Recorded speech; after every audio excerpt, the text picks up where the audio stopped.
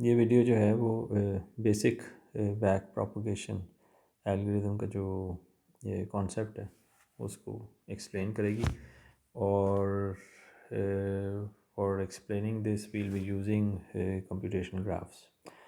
अच्छा, तो let's suppose कि हमारे पास जो है we have an expression and that expression is let's say of this form where we have let's suppose an expression जिसमें x plus y times z है, and this is the expression that we need to solve.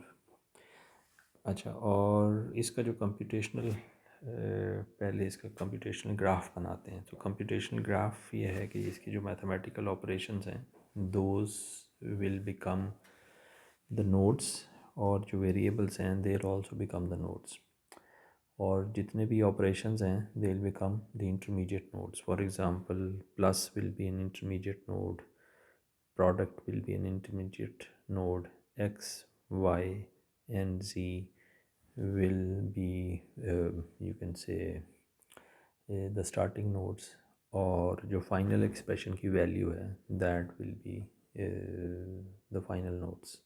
तो initial nodes x, y, z हैं, final node इस पूरी expression की जो है वो value है, और इंटरमीडिएट नोड हमारे पास जो होगा वो इंटरमीडिएट ऑपरेशन है which is primarily the plus in this particular case. तो इसका जो कंप्यूटेशनल ग्राफ बनेगा that would be of this form. So you will have let's say a node and let's call this node x, इसकी value जो है x की वैल्यू 2 है। Then we have another node which is y, और इसकी जो वैल्यू है दैट इज़ लेट्स सपोज कि 3 है। then basically these two add together or this becomes the addition node. इसको let's call this as g, let's call this as g. so g हमारे पास जो है वो intermediate node हमारे पास आ जाता है। so let's that be called as g. अच्छा, आफ्टर दिस ऑपरेशन इसने प्रोडक्ट का ऑपरेशन होना है, और प्रोडक्ट का ऑपरेशन होगा ये जी के साथ। तो यहाँ पे हम एक नोड प्रोडक्ट का करते हैं, और फिर ये एक और हमारे पास नोड है which is g, and the value of g let's suppose कि ये हमारे पास वैल्यू ऑफ जी 4 है, ठीक।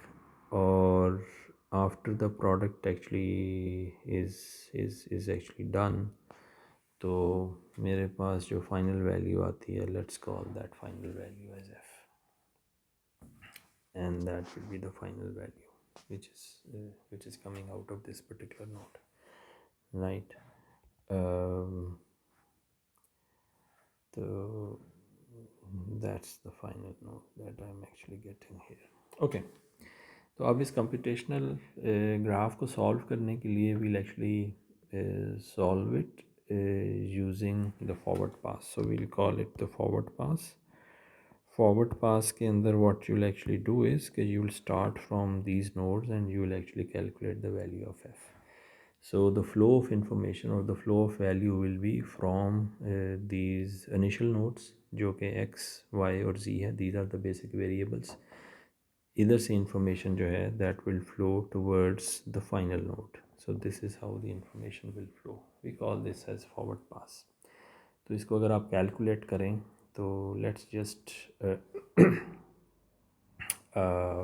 see that how this works. So the value of x would flow towards g. So the value of x that would flow towards g is primarily 2, that will flow towards g. The value of y would also move towards g, and the value here is actually 3.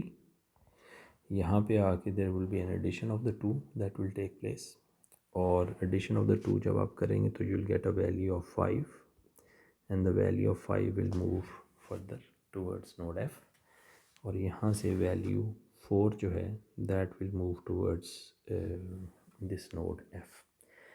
और यहाँ पे this is a product operation 5 and 4 will get multiplied and answer that you'll actually be getting is 20 and that is your final value. So this is what the forward pass is. So the information from the start nodes, so इस case में start nodes आपके x y और z हैं, they'll pass through this computational graph और final node जो कि आपका output node है वहाँ तक ये वैल्यू जो है these values would actually be carried out और इंटरमीडिएट नोड्स के ऊपर आपके पास जो भी ऑपरेशंस हैं those operations will be carried out. For example here addition operation will be carried out and here the product operation will be carried out. So this is what we call as the forward pass. अच्छा now let's see कि अगर हमने ये देखना है कि how would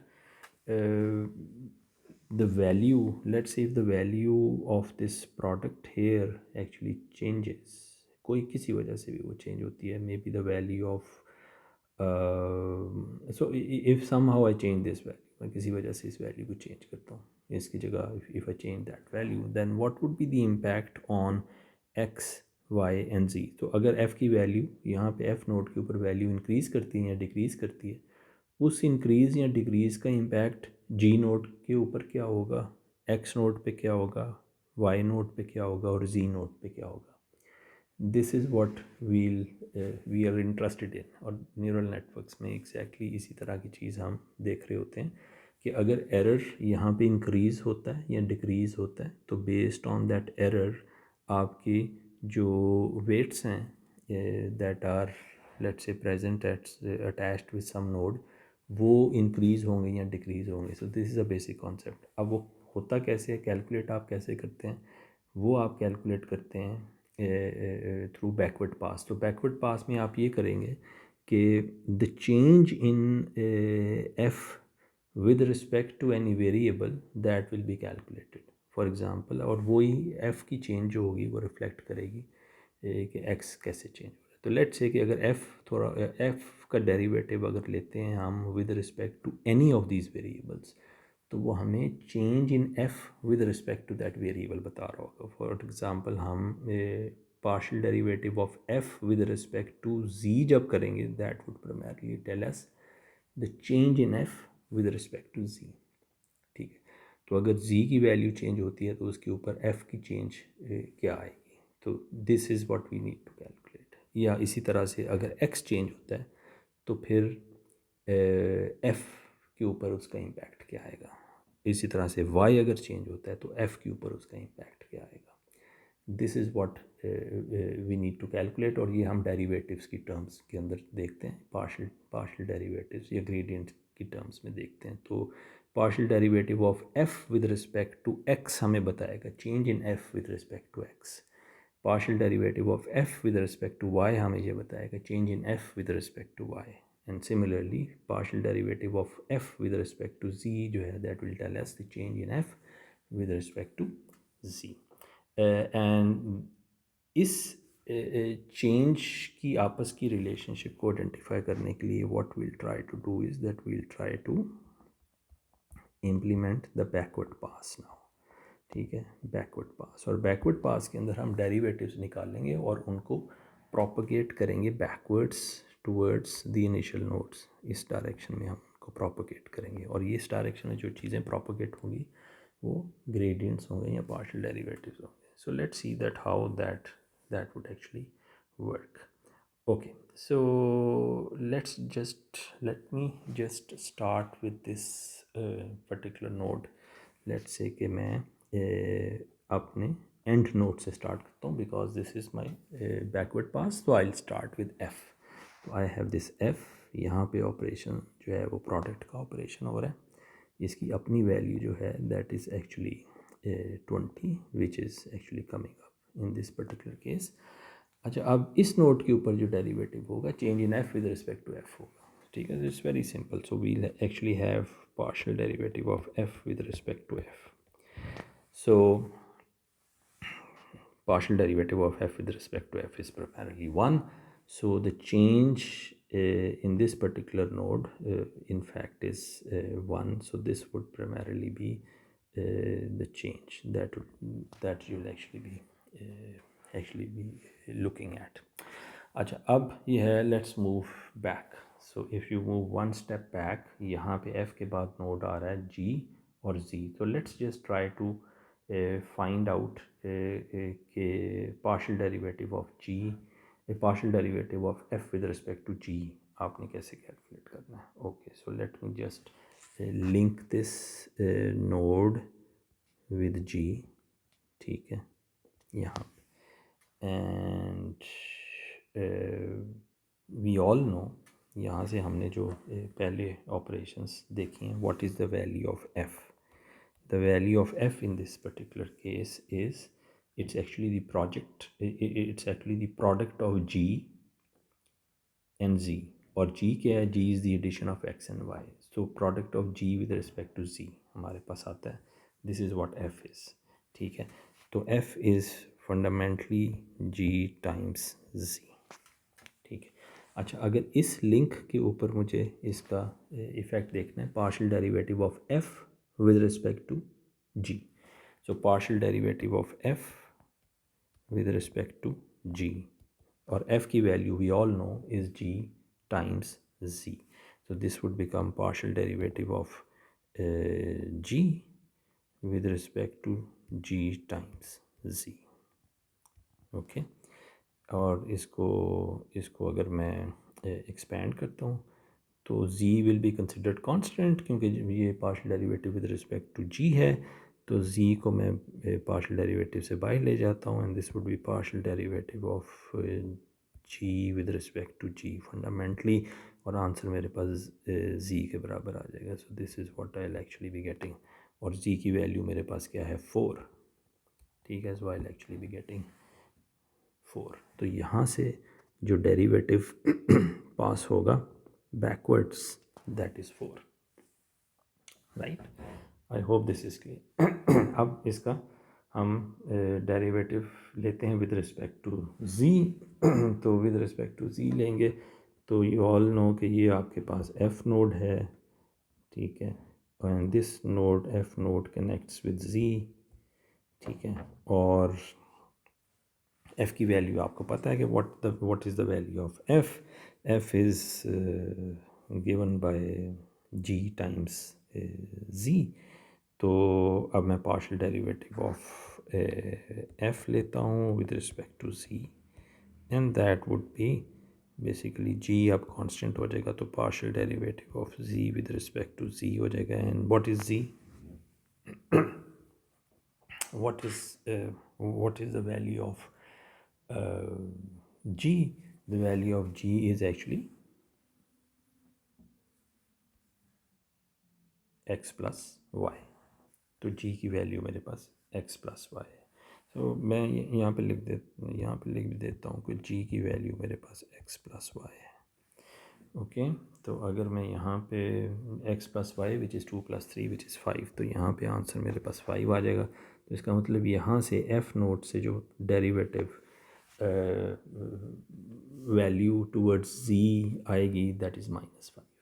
okay, सो ये मेरे पास यहाँ तक जो है वो g और z तक मेरे पास ये पार्शियल डेरिवेटिव्स जो हैं वो कंप्लीट हो गए. अच्छा, now let's move one step further. अब मेरे पास जो है दैट इज़ फॉर एग्ज़ाम्पल यहाँ पे मेरे पास f नोड है which is the product. Right, फिर मेरे पास यहाँ पे g नोड था which is the addition of x and y. फिर मेरे पास यहाँ पे x नोड है which is primarily the value 2. और ये जो मेरे पास डेरिवेटिव है ये हमारे पास आ जाता है प्राइमरीली 4. ठीक है, और z का जो डेरिवेटिव मेरे पास आता है वो है 5 जो कि पीछे की तरफ आ रहा है, और f का जो डेरिवेटिव था वो 1 था जो कि इस डायरेक्शन में आ रहा है. अब मुझे बेसिकली निकालना है partial derivative of f with respect to x. तो चेंज इन f x को कैसे इम्पैक्ट करेगी? अच्छा, यहाँ पे चेन रूल लगेगा. ओके, यहाँ पे चेन रूल लगेगा, और चेन रूल मुझे ये बताता है कि बेसिकली वो ये होगा कि partial derivative of f with respect to g और फिर partial derivative of g with respect to x. अगर इन दोनों को if I multiply the two I will get partial derivative of f with respect to x. So this would primarily be the addition of partial derivative of f with respect to g times partial derivative of g with respect to x. Partial derivative of f with respect to g मैं पहले भी calculate कर चुका हूँ, which is basically 4 in this particular case. तो यहाँ पे मेरे पास ये वैल्यू आ जाएगी 4 टाइम्स x की value is x plus sorry g की value is x plus y. So I will have partial derivative of x plus y, and this actually turns out to be 4 times 1 plus 0, so the answer comes out to be 4. तो यहाँ पे मेरे पास जो partial derivative की value है that actually connects with this of f with respect to x is basically 4. ठीक है ना. रिमेंबर ये सारी वैल्यूज़ जो हमने यहाँ पे पार्शियल डेरिवेटिव्स की कैलकुलेट की हुई हैं they are with respect to f. अच्छा, सिमिलरली अगर मैं पार्शियल डेरिवेटिव की वैल्यू लूँ, क्योंकि ये कनेक्ट करता है मेरे पास नोड y के साथ, तो एग्जैक्टली इसी तरीके से मैं partial derivative of f with respect to y भी कैलकुलेट कर सकता हूँ. तो this is y node. If I calculate this with respect to y, I again get a value of 4. ठीक है. तो this is what I actually finally get. So let me just redraw this whole thing again. If I redraw this whole thing again, so this would explain everything. So the back propagation is actually complete. मेरे पास जो है वो x node है, मेरे पास ये जो है वो फिर y node है. These two nodes जो हैं basically add to an addition node which we call as G node. यहाँ से they go into the product node which is primarily the F node, और यहाँ पे मेरे पास Z node एक आ जाता है, and then I get the final value. तो फॉरवर्ड पास के अंदर this was 2, this was 3, so यहाँ से 2 जो है वो फॉरवर्ड मूव करेगा. इन दिस केस 3 जो है वो फॉरवर्ड मूव करेगा. यहाँ से 5 फॉरवर्ड मूव करेगा. यहाँ से 4 फॉरवर्ड मूव करेगा क्योंकि z की वैल्यू 4 है, और यहाँ पे मेरे पास रिज़ल्ट 20 आएगा. अब this is my forward pass. My backward pass would then be जो मैंने अभी कैलकुलेट किया है. सो this is 1, then this one is 5, this one is 4, and then this one is also 4, and this one is also 4. ठीक. So this is what the forward pass and the backward pass would be. Forward pass में values आ रही हैं, actual values solve करते हुए backward pass में derivatives की values हैं. So what's happened here? So if I want to calculate the partial derivative of f with respect to x, I'll actually have to divide it into two. f with respect to g and g with respect to x. और अगर मुझे partial derivative of f with respect to z लेना है तो I can straight away calculate that. ठीक है, in this particular fashion. अच्छा, और अगर मुझे y के हिसाब से इसको calculate करना है तो I can actually do it in this particular fashion. So this would be the partial derivative of f with respect to g, and then the partial derivative of g with respect to y. So this is how this would actually work out, right? So this is the backward pass for the computational graph. So मैं कोई भी arbitrary computational graph मैं लेता हूँ, तो let's say कि मेरे पास एक ये नोड है, एक ये नोड है, फिर मेरे पास एक intermediate नोड आ जाता है. ठीक, फिर एक और इंटरमीडिएट नोड आ जाता है. यहाँ पे मेरे पास एक आउटपुट नोड आ जाता है. ठीक है, और लेट्स से कि मेरे पास ये इनपुट नोड यहाँ पे आ जाता है. तो these nodes actually get connected. These are like fully connected networks. यहाँ पे ये मेरे पास आएंगे और फिर ये इस तरह से मेरे पास फॉर्मेट आ जाता है. ठीक है, तो लेट्स से कि अगर this is x and this is y and this is z and this is let me say p and this is q and this is r.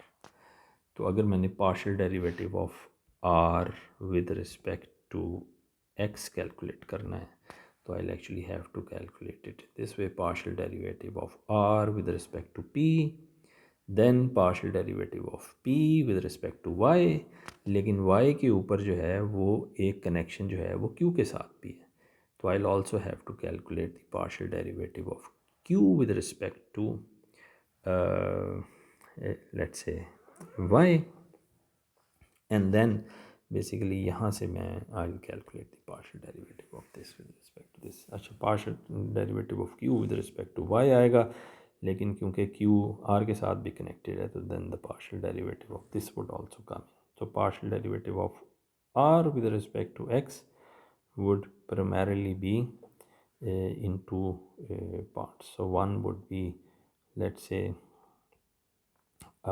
partial derivative of p with respect to y times partial derivative of y with respect to x, ठीक है। और अब जो दूसरा path है, sorry, हाँ sorry, I just have to let's say erase this, ये थोड़ी सी इसमें मैंने गलती कर दी है, I'll just rewrite this.